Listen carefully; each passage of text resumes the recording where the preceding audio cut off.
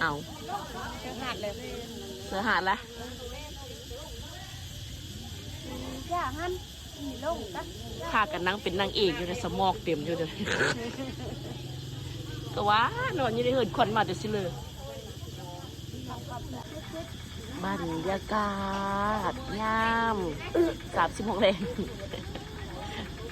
เบิ่งนางเอกคอยเหมือนนะ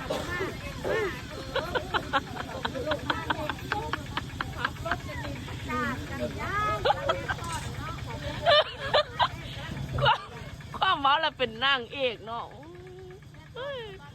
แอนต่อจน เอาไม่ดูเห็นนั่นแหละก็ตั้งแต่ไปเอาเบอร์ตองมาเมื่อได้เศร้ากินนี่มันนี่ยังบรรยากาศคนสวยเนาะยังยินบ่ยาพันคนสวย